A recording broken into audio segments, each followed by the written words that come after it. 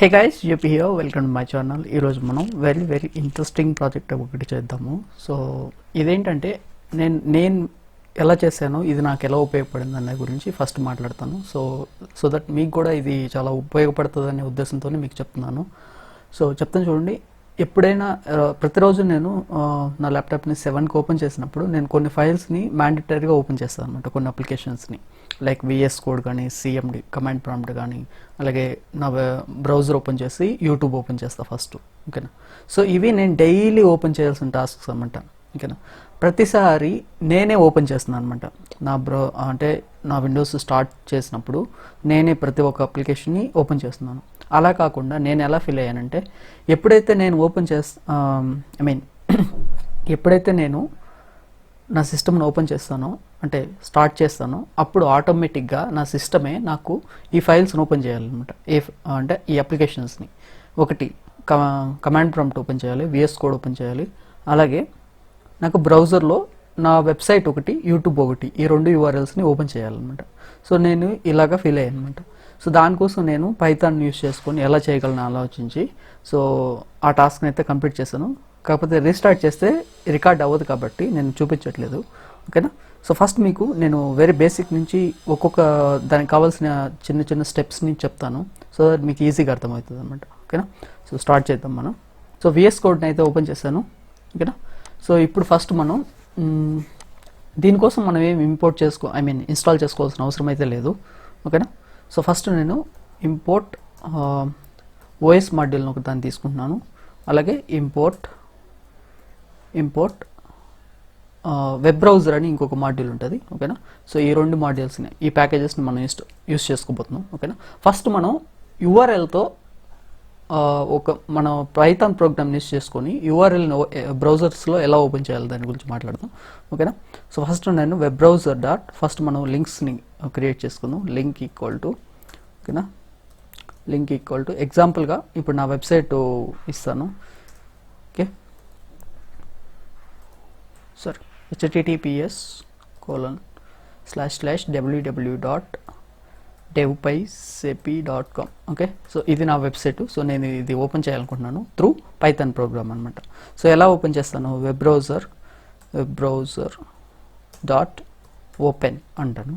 Open of link అని దీంట్లోకి పంపిస్తాను అనమాట. ఓకేనా. సో ఇప్పుడు మనం ఈ ప్రోగ్రామ్ని అయితే ఎగ్జిక్యూట్ చేద్దాం. ఓకేనా. సో చూడండి, ఆటోమేటిక్గా అదే ఆ బ్రౌజర్లో నా వెబ్సైట్ని ఓపెన్ చేసింది అనమాట. నేను ఏ వెబ్సైట్ అయితే ఇస్తానో, ఈవెన్ నేను ఫస్ట్ బ్రౌజర్ని క్లోజ్ చేసేస్తాను, ఇంతకుముందు ఓపెన్లో ఉంది. ఓకేనా. ఇప్పుడు నేను ఇస్తాను చూడండి, ట్యాబ్. సో చూడండి, ఓపెన్ అయిపోయింది. ఓకేనా. So okay. సో అయితే ఇప్పుడు మనం ఏం చేద్దామంటే మల్టిపుల్ వెబ్సైట్ని ఎలా ఓపెన్ చేయించాలి. ఓకేనా. మల్టిపుల్ వెబ్సైట్స్ని ఓపెన్ చేయించాలనుకోండి, అప్పుడు నేను ఏమిస్తాను, ఇక్కడ నేను లిస్ట్ ఇవ్వాల్సి ఉంటుంది అనమాట. అంటే మల్టిపుల్ వెబ్సైట్స్ అనుకున్నాం కాబట్టి. ఓకేనా. సో నెక్స్ట్ వచ్చేసి యూట్యూబ్ కూడా కావాలనుకుంటున్నాను కదా. So youtube.com. ఓకే. మరి ఇప్పుడు మనం ఇంతకుముందు సింగిల్ URL కాబట్టి మనం స్ట్రింగ్లో తీసుకొని ఇక్కడ పంపించాం. బట్ ఇప్పుడు లిస్ట్ ఆఫ్ ఐటమ్స్ ఉన్నాయి కాబట్టి మనం ఏం చేయాల్సి ఉంటుంది, ఫర్ లూప్ రాయాల్సి ఉంటుంది కదా. For in links. ఓకే, ఇది లింక్స్. ఓకే. ఇప్పుడు లింక్స్ పెట్టుకుంటున్నాం మనం. ఇక్కడ వచ్చేసి web browser dot open of అనమాట. ఓకేనా. సో ఇప్పుడు మనం ఎగ్జిక్యూట్ చేస్తే ఏమవుతుందో చూద్దాం. ఓకేనా. ఇప్పుడు చూడండి, ఓపెన్ అయిపోయింది. ఓకేనా. చూస్తున్నారు కదా. సో ఒకవేళ మీకు ఇది ప్రాబ్లం అయిందనుకోండి, ఇక్కడ మీరు ఏం చేయొచ్చు అంటే, ఓకేనా, ఉన్న web browser dot open new tab అని ఇంకొక మెథడ్ ఉంటుంది. ఓకేనా. దీన్ని యూస్ చేసేయచ్చు మీరు, ఓపెన్ న్యూ ట్యాబ్. ఓకేనా. సో ఇప్పుడు కూడా మనకి న్యూ ట్యాబ్లో ఓపెన్ చేస్తుంది అనమాట. మీరు అదైనా యూస్ చేయొచ్చు, ఇదైనా యూస్ చేసుకోవచ్చు. ఓకేనా. సో న్యూ ట్యాబ్లో కావాలంటే ఇప్పుడు చూడండి, ఈ పక్కన ఇంతకుముందు మనం బ్రౌజర్ ఓపెన్ చేసినవి ఇప్పుడు మరలా అగైన్ ఇవి 2 వచ్చాయన్నమాట. ఓకేనా. మీరు ఏదైనా యూస్ చేసుకోవచ్చు. ఓకే. సో నేను బ్రౌజర్ని అయితే క్లోజ్ చేస్తాను. ఇక్కడ వరకు మీకు అర్థమైంది కదా. ఫస్ట్ నా టాస్క్ కంప్లీట్ చేస్తాను అనమాట. ఫస్ట్ స్టెప్, నేను బ్రౌజర్లో ఒక 2 URLsని ఓపెన్ చేయాలనుకుంటున్నా, వాటిని ఓపెన్ చేయించాను. ఓకేనా. సో నెక్స్ట్ ఇంకొకటి ఏంటి, నేను విఎస్ కోడ్ని అలాగే కమాండ్ ప్రాంప్ట్ని ఈ 2టిని సిస్టమ్ స్టార్ట్ అయ్యేటప్పుడే ఓపెన్ చేయాలి. ఓకేనా. సో ఇది నా డైలీ వర్క్ కాబట్టి నేను వీటి 2టిని ఓపెన్ చేసుకుంటాను కాబట్టి ఈ 2టిని ఆటోమేట్ చేయాలనుకుంటున్నాను. ఓకే. ఇక్కడ వరకు మీకు అర్థమైంది కదా. సో ఇప్పుడు ప్రస్తుతానికి దీన్ని కమెంట్లో పెడదాం. ఓకే. సో ఫస్ట్ నేనేమనుకుంటున్నాను, సిఎండిని ఓపెన్ చేయాలనుకుంటున్నాను. ఓకేనా. సో దానికోసం నేను ఓఎస్ మాడ్యూల్ యూస్ చేస్తాను. OS dot start file. ఓకేనా. స్టార్ట్ ఫైల్ సిఎండి అని ఇస్తే సరిపోద్దండి. ఇది సిఎండి అంటే విండోస్కి అర్థమవుతుంది సిఎండి అంటే ఏందో. ఇప్పుడు మనం ఒకసారి ఎగ్జిక్యూట్ చేద్దాం. ఓకే. సో చూడండి, కమాండ్ ప్రాంప్ట్ ఓపెన్ అయిపోయింది అనమాట.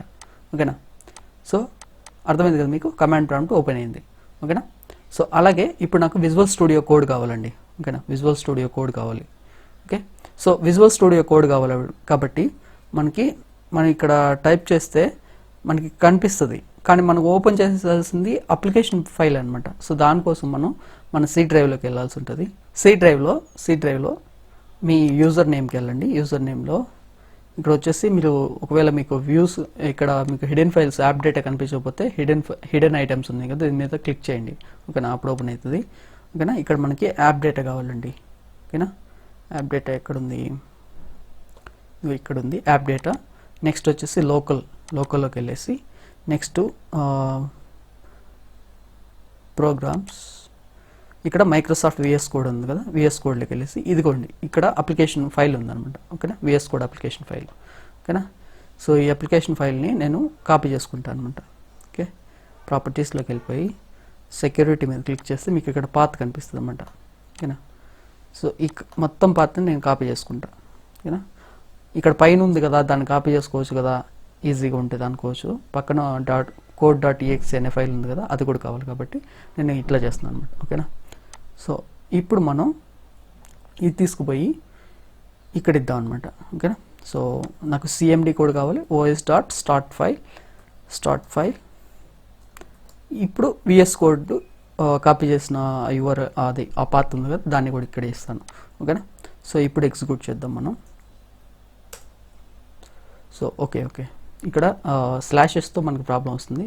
సో డబుల్ కోట్స్ ఇస్తున్నాను, అలాగే అన్ని సింగిల్ స్లాష్లని కూడా నేను డబుల్ స్లాష్తో రీప్లేస్ చేస్తున్నాను అనమాట. ఓకేనా. సో ఎందుకంటే స్పేసెస్ ఉంటాయి కాబట్టి ప్రాబ్లం వస్తుంది అనమాట. ఓకేనా.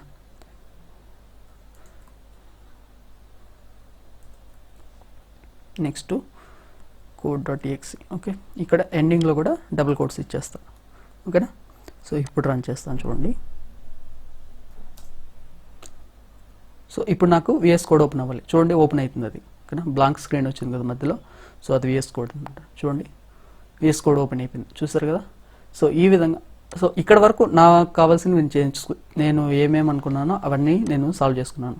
అయితే ఇక్కడ వరకు కరెక్ట్గానే ఉంది, పైథాన్ ప్రోగ్రామ్ అన్నీ ఓపెన్ చేస్తుంది. బట్ స్టార్టప్లో అంటే విండోస్ స్టార్ట్ అవ్వగానే ఇవి ఎలాగా స్టార్ట్ అవుతాయి అంటే దానికోసం మనం ఏం చేయాల్సి ఉంటుందంటే సో దానికోసం మీరు ఏం చేయాల్సి ఉంటుందంటే ఇక్కడ మీ యూజర్ ఏదైతే ఆ యూజర్ మీద క్లిక్ చేశాక యాప్ డేటాలోకి వెళ్ళండి. యాప్ డేటాలోకి వెళ్ళాక జాగ్రత్తగా గమనించండి నేను ఏం చేస్తున్నాను. ఓకేనా.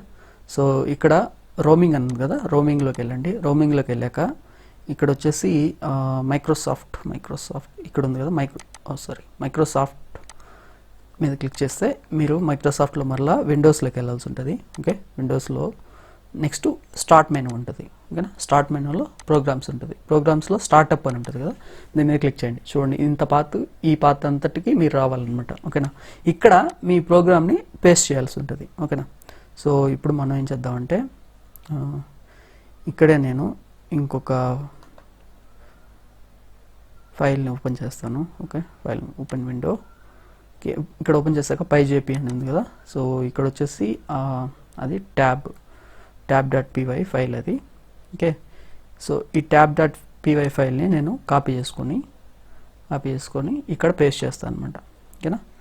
సో ఇప్పుడు మీరు రీస్టార్ట్ చేశారనుకోండి మీ సిస్టమ్ని, ఓకేనా, లేదా షట్ డౌన్ చేసి మళ్ళీ స్టార్ట్ చేశారనుకోండి, అప్పుడు ఇక్కడ మీరు రాసుకున్నారు కదా ఇంతకుముందు ప్రోగ్రామ్స్, ఇక్కడ రాసుకున్నారు కదా, సో ఇది కూడా అన్కమెంట్ చేసి అప్పుడు పేస్ట్ చేయండి. ఓకేనా. ఇది నేను ఇందాక మర్చిపోయాను. సో ఇప్పుడు నేను మళ్ళీ దీన్ని కాపీ చేస్తాను. ఇంతకుముందు మనం కమెంట్లో పెట్టింది దానివల్ల ఓపెన్ అవ్వదు. ఇప్పుడు నేను అగైన్ దీన్ని కాపీ చేసుకొని ఇక్కడ పేస్ట్ చేసుకుంటా. ఓకే. ఇప్పుడు నేను రీస్టార్ట్ చేశాను అనుకోండి, అది మళ్ళీ కనిపించదు, దానికోసమే చెప్తున్నాను. ఓకేనా.